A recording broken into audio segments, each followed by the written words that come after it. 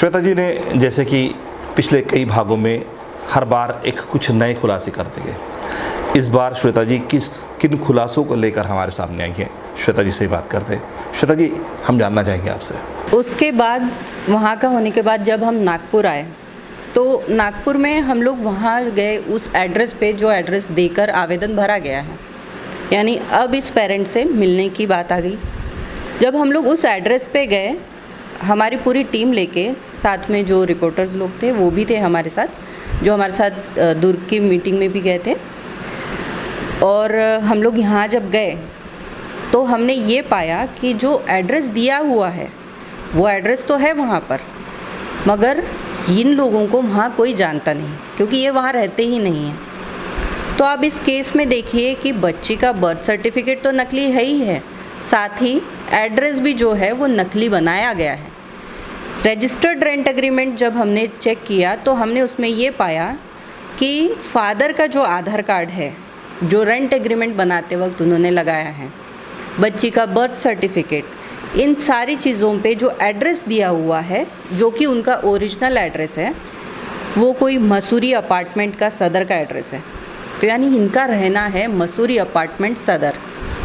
तभी इसीलिए जो एड्रेस दिया गया है आवेदन में, जो कि मरियम नगर का है, वहाँ जब हम गए वहाँ उन्हें किसी ने भी जानने से मना कर दिया। वो आप वीडियो में देख ही रहे हैं। और उसके बाद जब हमने ये चाहा कि हम उनसे बात करके उनसे जानकारी पूछे, या शायद हो सकता है कि हमारे ढूंढने में गलती हो गई हो, और इसीलिए हमने उन्हें कॉल किया कि आप हमें बताइए कि आपका घर कहाँ है, हम यहीं पर हैं। तो आप वो ऑडियो सुनिए, ये ऑडियो, कि किस तरह से उन्होंने इस चीज़ को ख़त्म कर दिया कि वो मिलना ही नहीं चाहते। तो प्लॉट नंबर 157 यहाँ पर है या नहीं? फ्लैट के हिसाब से वो है ना, क्या बोलते हैं इसको, ऐसा बोलते मुझे तो समझ नहीं, क्या अपन पढ़े लिखे नहीं बात बराबर है। नाम बता। ऐसा क्या है कि हम लोग कुछ लोगों के एड्रेसेस ढूंढ रहे हैं। नाम बता दो, तू बता। नाम बताता हूँ मैं आपको। तो ये तुम किराना दुकान जाओ तुम? हाँ ठीक है, किराना दुकान जाओ, वहाँ पूरी मालूमात नहीं। कामरान चार, हाँ, कामरान चाम वहीं पे ही है पूरे, कामरान भी रहते हैं। हाँ, रेट चलने वाले लोग हैं। हेलो हेलो, कामराज जी बोलिए।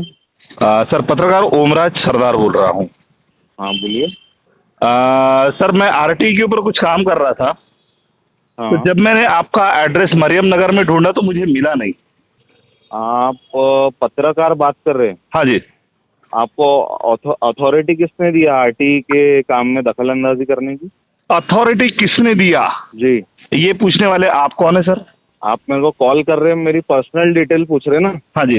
इसीलिए पूछ रहा हूँ मैं आपको। हाँ, मेरे पास कुछ कंप्लेंटें आई है।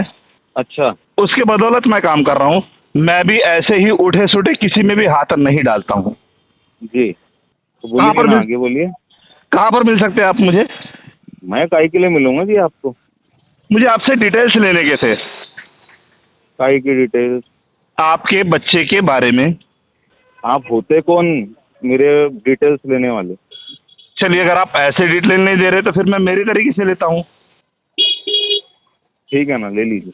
चलो ठीक है। जब उनका खुद का घर सदर में है तो मरियम नगर का एड्रेस देने की ज़रूरत क्या थी? अब ये जानने के लिए देखिए, ये इस चीज़ का मैंने जिक्र पहले भी किया है कि कई बार एड्रेस के झोल होते हैं, बहुत ज़्यादा होता है एड्रेस में। तो क्या होता है कि आरटी का रूल कहता है कि जो भी लोग उस स्कूल के 3 किलोमीटर के अंदर के दायरे में रहते हैं, उन लोगों को आरटी के अंतर्गत उस स्कूल में एडमिशन ले सकते हैं। उसमें भी जो बच्चे जितना करीब रहेंगे उन्हें उतनी प्रायोरिटी दी जाती है। तो ये जो मरियम नगर एरिया है, ये बहुत ज़्यादा हमेशा से सुर्खियों में रहा है। यहाँ से बहुत ऐसी फ्रॉड एडमिशन्स होती है। दूर रहने वाले लोग मरियम नगर में आते हैं, वहाँ पे रेंट पे रहने का वो डॉक्यूमेंट्स तैयार करते हैं, रजिस्टर्ड रेंट एग्रीमेंट बनाते हैं और एडमिशन ले लेते हैं। क्या यह एक ही प्रकरण है या इस तरह के और भी प्रकरण आपके पास है? बहुत सारे हैं सर, जैसे कि मैंने कहा कि एड्रेस के तो बहुत होते हैं, तो यहाँ मरियम नगर जो है ये पूरा भरा पड़ा है ऐसे केसेस से। क्या इस तरह के एडमिशन सिर्फ इसी साल हुए हैं या इसके पहले भी हुए, और इस साल और कितने हुए हैं? तो ये जो फॉर्म भरा हुआ है उन्होंने, उसके लिए हमने शिक्षण विभाग से बात की और ये भी मरियम नगर से ही भरा गया फॉर्म है। अगेन मरियम नगर आया। इसके अलावा भी बहुत सारे हैं, मैं एक एक करके सारी वो आपको बताऊंगी। इसके बाद वाला जो अपना टॉपिक रहेगा वो मैं आपको बताऊंगी मोहम्मद बशीर मोहम्मद रायन। मसलन बरडी परिसर के नामचीन स्कूलों में एडमिशन अगर चाहिए है तो मरियम नगर का एड्रेस हो तो आपकी एडमिशन सुनिश्चित हो जाती है, ऐसा आपका कहना है? जी बिल्कुल, मैं यही कहना चाह रही हूँ, क्योंकि क्या है, मरियम नगर जो एरिया है वो बिल्कुल स्कूल से लग के है। उससे क्या होता है कि जितना पास में रहेंगे उतने ज़्यादा चांसेस रहते हैं, ये गवर्नमेंट की पॉलिसी है। तो इसीलिए जब एरिया एकदम स्कूल के पीछे ही है तो आप लोगों के वहाँ से नंबर लगने के चांसेस बढ़ जाते हैं और बहुत जल्दी एडमिशन मिल जाता है। तो दर्शकों, हमने देखा कि एक बच्चे के एडमिशन के लिए क्या क्या करना पड़ता है पेरेंट्स को और कितना खर्चा करना पड़ता है। एक बच्चे का आधार कार्ड डुप्लीकेट है, बर्थ सर्टिफिकेट डुप्लीकेट है। बर्थ सर्टिफिकेट का रिसर्च करने के लिए टीम दुर्ग जाती है। दुर्ग में खुलासे होते हैं कि दुर्ग में उस चीज़ को मान लिया जाता है कि हाँ हमने ये किया है, फिर भी उस बच्चे का एडमिशन को कंटिन्यू किया जाता है। उसके पिताजी से बात होती है, उनका कहना है, उनकी ऑरोगेंसी हमने देखी किस तरह से वो बात कर रहे हैं ऑरोगेंटली।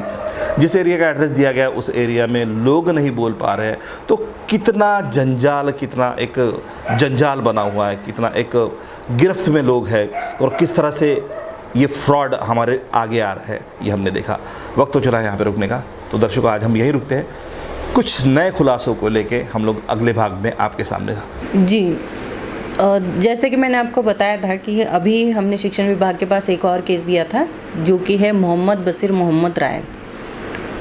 तो ये केस ऐसा है कि इसमें एक आवेदन जिसको एडमिटेड कर दिया गया है क्योंकि वो फर्स्ट लिस्ट में उसका नंबर आया था और दूसरा है वेटिंग लिस्ट में। अब सवाल जैसा कि आपका है कि एक बच्चे के दो आवेदन नहीं हो सकते, बिल्कुल सही कहा आपने। सिस्टम में ये दिखता है और वो दिख रहा है, इसीलिए तो हमें भी दिखा कि एक ही बच्चे का आरटी लिस्ट के सेलेक्टेड लिस्ट में भी नाम है और वेटिंग लिस्ट में भी नाम है। मगर क्या होता है कि ये जो है ये सब नंबर लगने के लिए